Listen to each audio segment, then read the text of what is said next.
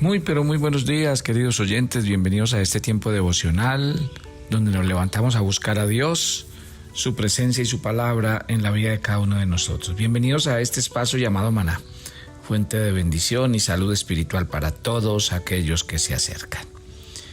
Es interesante la manera como el apóstol Pablo nos viene hablando de la salvación, de la reconciliación producida por Dios al hombre. Mire que en el versículo 23 del capítulo 1 de Colosenses, Pablo dice, del cual yo, Pablo, fui hecho ministro. De la cual fui hecho ministro según la administración de Dios que me fue dada para con vosotros. Pablo, cuando describe esta sección, yo creo que él quiere que los colosenses entiendan la manera como Dios salvó su vida. Y yo quiero que nosotros conozcamos este relato. Porque aquí Pablo recalca el hecho de que él fue hecho ministro de la iglesia de Cristo, pero no porque él lo quiso.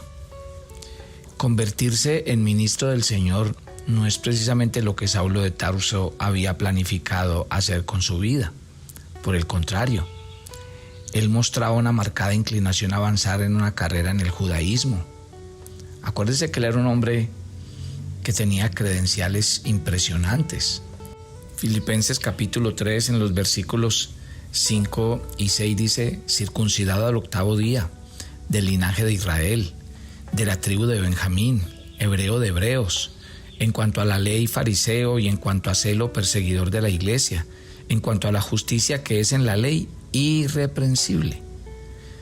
Pablo nació en Tarso, pero fue criado en Jerusalén, instruido a los pies de Gamaliel, dice Hechos 22, versículo 3, estrictamente conforme a la ley de sus padres, celoso de Dios. Ese mismo pasaje añade que en el judaísmo aventajaba a muchos de sus contemporáneos en su nación, siendo más celoso de las tradiciones de sus padres. Así lo dice Gálatas capítulo 1, verso 14. Y por su celo que lo llevó a convertirse en un perseguidor de los cristianos.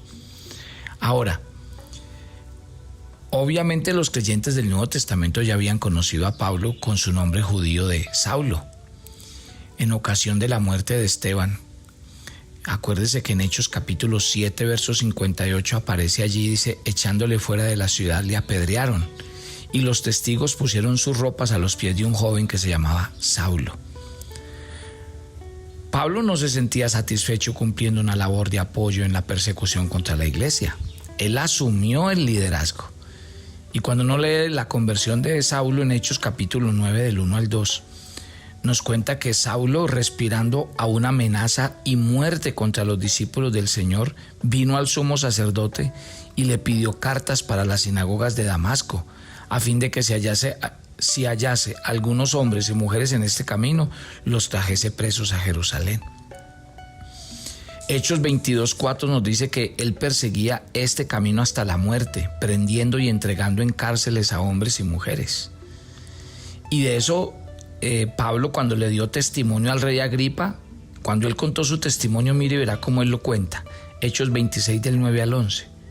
Yo ciertamente había creído mi deber hacer muchas cosas contra el nombre de Jesús de Nazaret, lo cual también hice en Jerusalén. Yo encerré en cárceles a muchos de los santos, habiendo recibido poderes de los principales sacerdotes, y cuando los mataron, yo di mi voto, y muchas veces castigándolos en todas las sinagogas, los forcé a blasfemar, y enfurecido sobremanera contra ellos, los perseguí hasta en las ciudades extranjeras. Tremendo ese testimonio de Saulo, ¿no? Pero mire, acuérdese que ese mismo capítulo 9 de Hechos nos cuenta que en medio de esa furia encaminada a aniquilar a la iglesia, Pablo vivió una experiencia que le dio un giro total a su vida. Ocupado en esto, iba yo a Damasco con poderes y en comisión de los principales sacerdotes, cuando a mediodía, oh rey, yendo por el camino, vi una luz del cielo que sobrepasaba el resplandor del sol, el cual me rodeó a mí y a los que iban conmigo. Y habiendo caído todos nosotros en tierra, oí una voz que me hablaba y decía en lengua hebrea: Saulo, Saulo, ¿por qué me persigues? Dura cosa te es dar coces contra el aguijón. Yo entonces dije, ¿quién eres, Señor? Y el Señor dijo, yo soy Jesús, a quien tú persigues.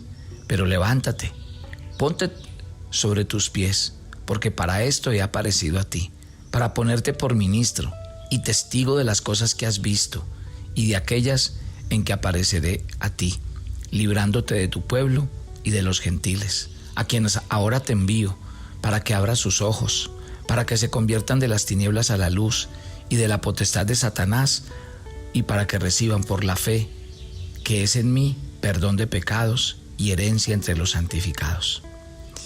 Pablo entonces, aquí como ustedes lo ven en esta conversión, él no se ofreció como voluntario para ser un ministro del Señor. Fue el Señor quien lo escogió. Y fue el Señor el que se le apareció en esta gloriosa visión. ¿Qué fue lo único que pudo decir Pablo? ¿Qué hago, Señor? Miren, Pablo señalaba de forma reiterativa la maravillosa realidad de haber sido escogido por Dios para el ministerio. Él le escribió a los romanos que era ministro a los gentiles por la elección de Dios por su gracia. Dice, mas os he escrito, hermanos, en parte con atrevimiento, como para haceros recordar por la gracia de Dios que me es dada para ser ministro de Jesucristo a los gentiles, ministrando el evangelio de Dios, para que los gentiles les sean ofrenda agradable, santificada por el Espíritu Santo.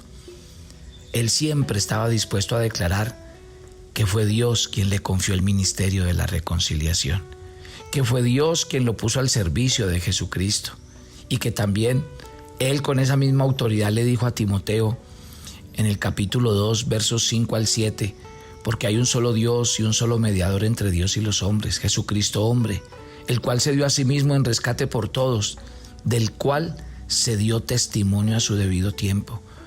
Por esto yo fui constituido predicador y apóstol y maestro a los gentiles en fe y en verdad. ¿Por qué quiero contarles la vida de Pablo en un momento como estos, cuando estamos estudiando la carta a los Colosenses? Porque quiero resaltar esa conversión de un hombre que vivía como vivía, que creía lo que creía, que estaba tan equivocado, que vivía esa vida religiosa y que hasta iba en contra del cristianismo y de Cristo mismo. Porque tal vez puede ser la situación de muchos de ustedes. Puede ser que muchos de ustedes se resistan a la fe. Puede ser que muchos de los que están oyendo este devocional el día de hoy no crean y crean que todo esto es una mentira, que todo esto está montado y que no hay verdad alguna ni en el Evangelio, ni en Cristo, ni en su palabra. Bueno, yo quiero decirle que en primer lugar, eso a mí ni me asusta ni me atemoriza. Sé que a veces el escepticismo llega al corazón de los hombres y les pone una especie de velo que no les deja ver la realidad de Dios. Pero miren que ustedes no tienen que hacer ningún esfuerzo. Jesucristo se reveló a Saulo y le hizo caer en la cuenta de su error, de su situación personal, de que no estaba persiguiendo al cristianismo, sino que lo estaba persiguiendo a él mismo. Pero en ese mismo momento en que Dios se revela a él y le da la oportunidad a Saulo de convertirse, de reconocer sus pecados, de volverse a Jesús, Jesús además de eso le dice que haría de él un instrumento de bendición. Y miren, para los que conocen la vida de Pablo saben que este fue un verdadero hombre usado por Dios. Así que otra vez vuelvo a enfatizar en un tema muy importante, y es que los que hemos sido tomados, hemos sido escogidos y apartados por Dios, no es simplemente para que dejemos de hacer lo malo, no es simplemente para que digamos, bueno, yo ya recibí a Jesús y entonces ya no hago cosas malas, yo ya me arrepentí de mis pecados, entonces yo ya me considero una persona buena y hasta aquí llegué. No, Saulo no solamente se convirtió de ese mundo de oscuridad, de tinieblas, de rebeldía contra la palabra de Dios, de irse contra Dios mismo y contra su iglesia, sino que Pablo, el día que se convirtió, también entendió que él tenía que usar la habilidad, el don, el talento y el conocimiento que había adquirido, para que ahora el nombre de Dios fuera conocido entre los de su propio pueblo, el pueblo de Israel, y aún entre los gentiles. A eso es a lo que yo me refiero cuando le hablo tanto a la iglesia. Porque es que lo que no podemos hacer nosotros como cristianos es llegar a un punto donde decir, sí, ya me hice cristiano, ya soy buena persona, ya no le hago mal a nadie, ya dejé de cometer pecados. Sí, pero ¿a dónde está la segunda parte? Y la segunda parte de nuestra vida es, ahora lo que somos en Cristo Jesús lo tenemos que convertir en una riqueza para bendecir a otros que están en la misma o hasta en peores condiciones como yo estaba.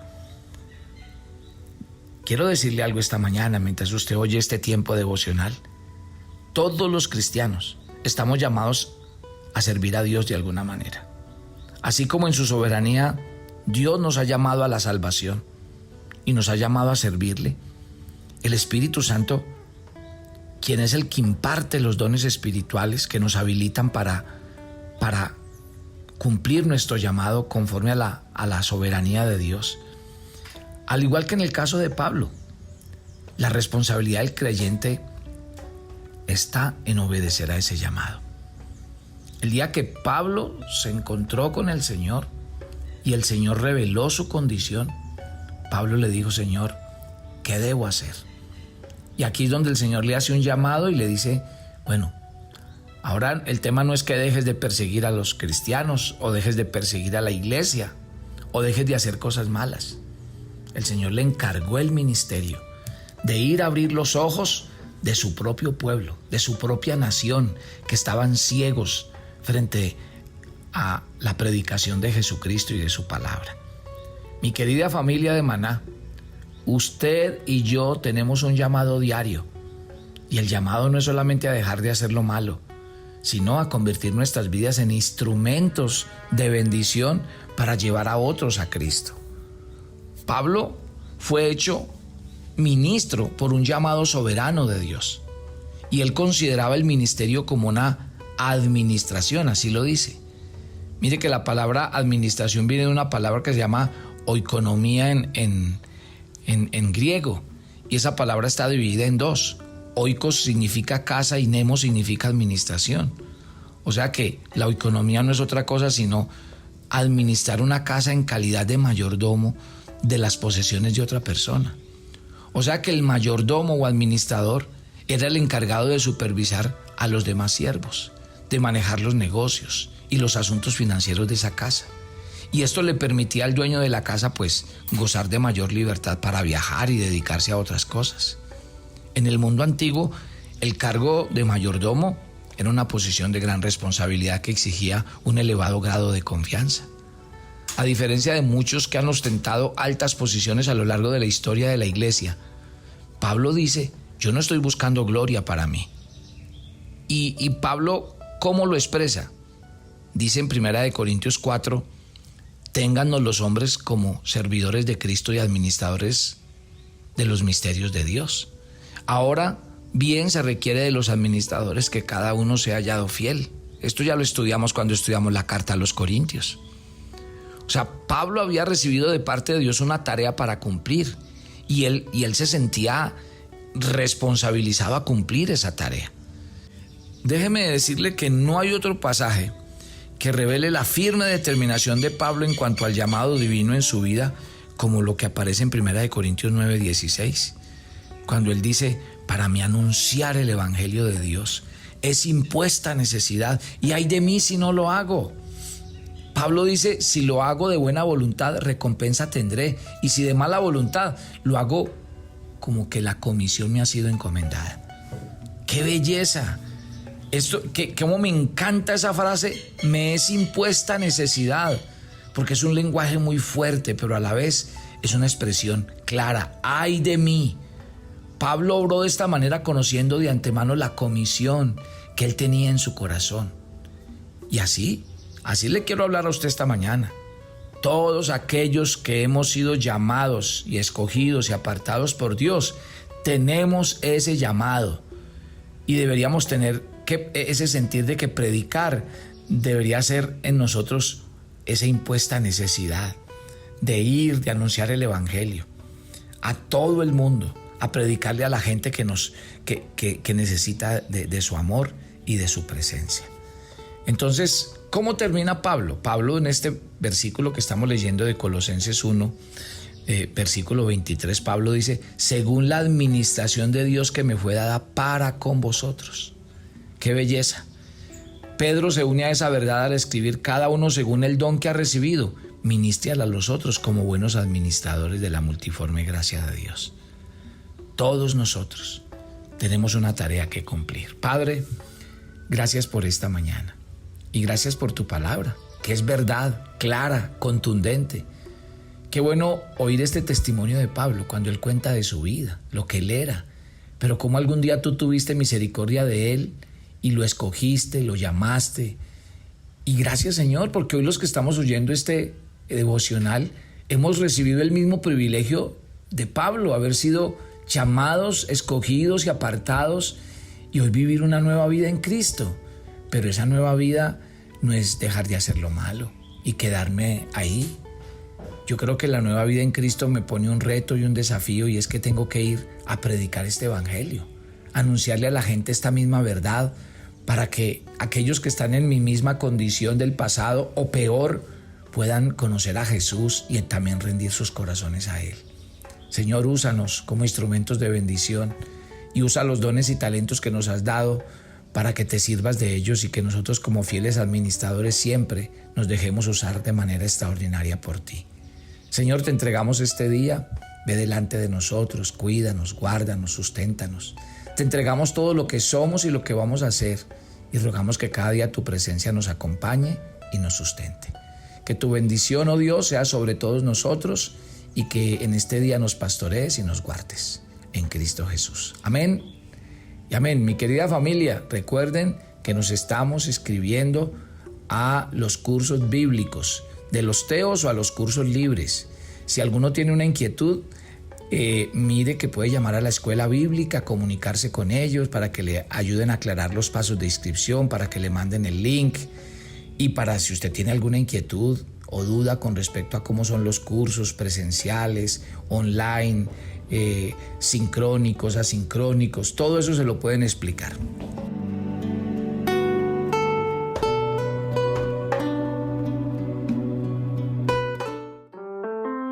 Toma tu agenda devocional Maná. El pasaje sugerido para la lectura en tu devocional personal el día de hoy es Romanos 13, del 8 al 10. Debemos amar a nuestro prójimo como a nosotros mismos. Por tanto, cuando tengas la tentación de criticar a otra persona, en lugar de hacerlo, ora por él o ella. Te invitamos ahora a que respondas las preguntas que encuentras en tu agenda, que te llevarán a conocer cada vez más a Dios y crecer en tu vida espiritual.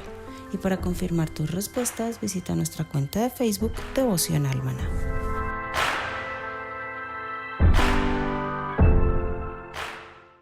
Si quieres enterarte de nuestros temas, reuniones y devocionales, suscríbete a nuestro canal de YouTube Devocional Maná y da clic en la campanita de cualquiera de nuestros videos para activar el recordatorio.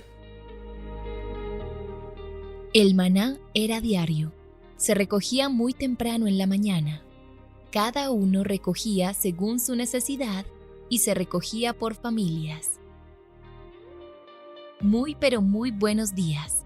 Bienvenidos a este tiempo devocional donde nos levantamos a buscar a Dios, su presencia y su palabra en la vida de cada uno de nosotros. Maná, el alimento espiritual diario que no puede faltar en nuestras vidas.